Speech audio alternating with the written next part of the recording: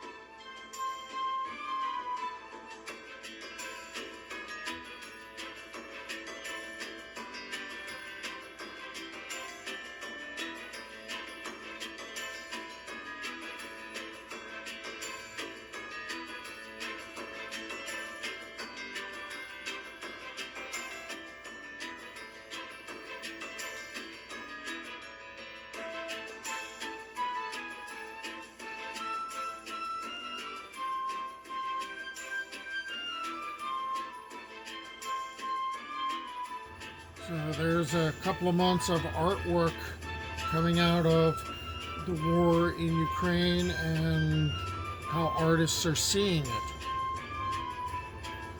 I can't say I hope you enjoyed it, but I hope that it gave you something to think about. Until the next time, Slava Ukraini.